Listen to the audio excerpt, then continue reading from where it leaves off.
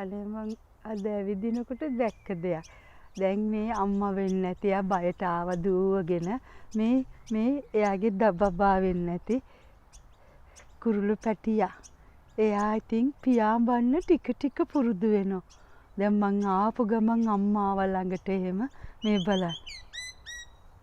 මේ ඒ කියන්නේ අම්මා උඩ ඉඳගෙන දරුවට උනන්දු කරනවා මේ පල්ලෙහා ඉඳන් පියාඹන්න.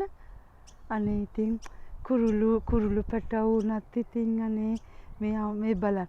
මෙයාට තාම ඇවිදින්න තමයි පුළුවන් මේ. ඔන්නයාගේ තාත්තත් ආවා. දැන් ඒ දෙන්න දැන් මම මේක වීඩියෝ කරනවනේ.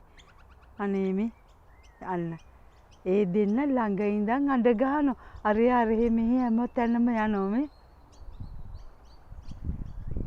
මං ඉස්සර පොඩි කාලෙත් පුතාලා පොඩි කාලෙත් ගෙදර කූඩුව හැදුවයින් පස්සේ මම මේ වගේ මේ මට වීඩියෝ එකක් ගන්න හම්බෙච්ච එකත් හොඳයි. මේ වගේ බලන් ඉඳලා තියෙනවා. මට මතකයි එතකොට පුතා යුනිවර්සිටි යනකොට මට කියලා ගියා ඕන දැන් ඔයාගේ කුරුළු පැටව දෙන්න යනවා. දැන් ඔයා දුක් වෙන්නේ නැතුව ඉන්නේ එහෙම කියලා මේ බලන්න. අනේ මේ යා ඉතින් අර හිමින් දුවල් කවදා හරි ඉතින් කාගේ හරි කාටවත් කරදරයක්කට වුන් නැති වුණොත් එයත් කවදා හරි හොඳට මේව කරගෙන යයි. අත්දැකීම් කියන්නේ මට දැන් මේක බලද්දි තමයි හිතුනේ අත්දැකීම් කියන්නේ ඉතින් ජීවිතයේ අත්දැකීම් තමන්ම ලබන්න ඕනේ. අපි මොනවා කියලා දුන්නත් ඒක මට හිතෙනවා ඒක යාම ලබන්න ඕනේ දෙයක් කියලා ඉවර වෙලා.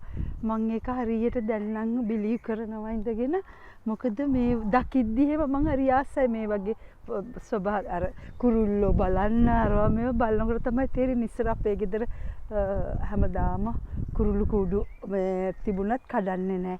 කුරුල්ලෝ පියාඹලා යනකම්ම බලාගෙන ඉන්නවා ගෙදර එහෙම. එහෙනම් තුනුරුවන්ගේ සරණයි පුතේ.